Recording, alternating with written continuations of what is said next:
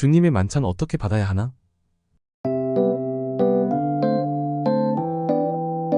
주님의 만찬은 우리가 생각하는 것 같이 또 우리가 해온 것 같이 간단한 것이 아니다. 아주 정교한 복음이고 세밀한 복음이다. 복음의 가장 기초적인 것부터 시작해서 아주 깊은 영적인 주의를 필요로 한다는 것을 다시 한번 새기라는 것이 주님의 만찬이다. 주님의 만찬을 묵상하면서 오늘날 다수의 교회가 주님의 만찬을 행하고 있지만 나도 그렇게 참여해왔지만 지금 해오던 대로 주님의 만찬을 대하는 것이 정말 바른 것인가?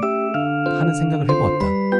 그래서 주의 만찬의 참된 의미가 무엇인지 묻고 기도하고 잠이 들었는데 잠에서 깨는데 꿈을 꾼 것 같기는 한데 꿈의 내용은 하나도 기억이 없고 나의 입에서는 누룩 없는 빵, 누룩 없는 빵, 누룩 없는 빵. 깨어날 때 내 입에서 누룩 없는 빵이 계속 반복되어 말하여지고 있었다.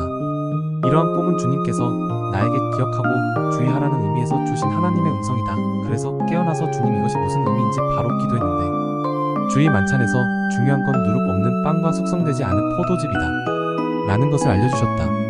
주님께서 성령으로 주신 음성을 통해서 다시 말씀을 묵상했다. 고전 11장 21절에는 이는 먹을 때 각각 자기의 만찬을 먼저 갖다 먹음으로 어떤 사람은 시장하고 어떤 사람은 취함이라. 시장하다는 것은 부족하다는 것이며 떡이 부족하다는 것이다. 주님께서 떡은 너희를 위하는 내 몸이라고 말씀하셨으며 예수님의 몸은 말씀이 육신되어 오셨으니 말씀을 의미한다. 즉 시장하다는 것은 말씀이 부족하다는 것이다. 믿음은 그리스도의 말씀을 들음에서 난다고 로마서 10장 17절이 기록하고 있다. 즉 믿음이 없다는 것이다. 즉 주님의 만찬을 대할 때 믿음이 없이는 안 된다는 것이다. 주님의 만찬을 대하는 자는 예수가 나의 죄를 대신하여 십자가에서 죽으셨다는 믿음, 예수가 그리스도라는 고백, 예수가 우리를 죄에서 구원하신 하나님의 아들이라는 이 믿음과 이 고백이 없이는 주님의 만찬에 참여하지 말라는 것이다. 취함이라는 것은 포도즙에 취했다 라는 의미이다. 우리가 떡을 먹고 취하지는 않습니다. 즉 주님의 만찬에는 포도즙이 사용되었는데 이것이 숙성되었다 라는 것입니다. 즉 주님께서 맺으신 새 언약이 변질되었다 라는 것입니다. 주님의 만찬은 유월절 식사로부터 온 것입니다. 누가복음 22장 15절에는 이르시되 내가 고난을 받기 전에 너희와 함께 이 유월절 먹기를 원하였노라. 주님의 만찬은 유월절 식사로부터 나온 것인데 예수님이 지상에 육신의 몸을 입고 계셨을 때에도 유대인은 유월절을 지키고 있었습니다. 그러므로 주님의 만찬은 유월절에 기초하고 있다. 그런데 기독교는 유월절을 지키지 않는다. 왜 그럴까? 주님께서 유월절 식사를 주님의 만찬으로 바꾸셨기 때문이다. 출애굽기 20장 2절에는 나는 너를 애굽 종 되었던 집에서 인도하여낸 내 하나님 여호와니라.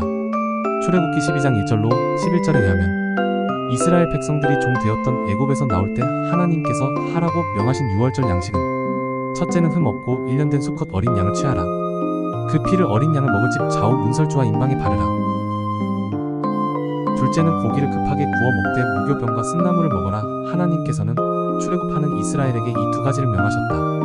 하나님의 명령대로 믿음으로 우슬초로 좌우 문설주와 임방에 어린 양의 피를 뿌린 집은 죽음의 사자가 그 피를 보고 넘어갔다. 이것이 유월절의 유래이다. 이 유월절 식사를 주님께서 주님의 만찬으로 바꾸셨습니다. 이스라엘 백성들이 유월절에 취하였던 흠 없는 어린 양은 세상 죄를 지고 가는 예수님, 좌우 문설주와 임방에 바른 피는 예수님께서 십자가에서 흘리신 피 곧 언약의 피가 포도즙을 상징하며 무교병은 예수님의 살, 즉 하나님의 말씀, 즉 다른 이상이나 지식이나 철학이 첨가되지 않은 순수한 하나님의 말씀이다. 자, 그렇다면 주님의 만찬을 대할 때 우리는 어떻게 대하여야 하는가?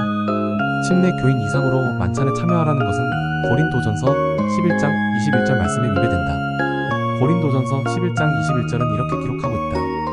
이는 먹을 때 각각 자기의 만찬을 먼저 갖다 먹음으로 어떤 사람은 시장하고 어떤 사람은 취함이라. 만일 침례 교인 이상이면 주님의 만찬에 참여할 수 있다면 바울은 고린도전서 11장 21절 말씀을 언급하지 않았을 것이다. 어떤 사람은 취하고 어떤 사람은 시장하고 이러한 문제가 생겼다는 것이다. 그래서 우리는 주님의 만찬을 대할 때 어떻게 만찬을 대할 것인가? 이제 우리는 주님의 만찬을 대할 때 첫째는 무교병, 즉 다른 어떤 것이 첨가되지 않는 믿음의 고백이 있어야 한다.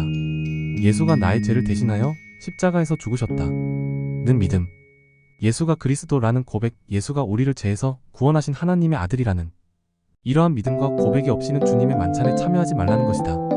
둘째는 포도즙의 중요성이 있다. 포도즙은 숙성되지 않는 포도즙이어야 한다.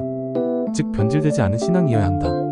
즉 신앙에 너무 지나쳐서 잘못된 영성 이단과 사이비에 빠지지 말 것을 주님께서 말씀하신 것이다. 그러므로 침례를 받았다는 것이 주님의 만찬에 참여할 자격을 부여하는 것이 아니다. 침례를 받았더라도 자신을 살피고 주님의 만찬에 참여해야 하는 것이다. 이제 우리는 주님의 만찬을 대할 때 이 두 가지를 마음에 다시 한번 살피고 주님의 만찬에 참여해야 할 것이다. 왜 이렇게 주님의 만찬을 드려야 하는지 그 이유에 대해서는 다음 편에 하겠습니다.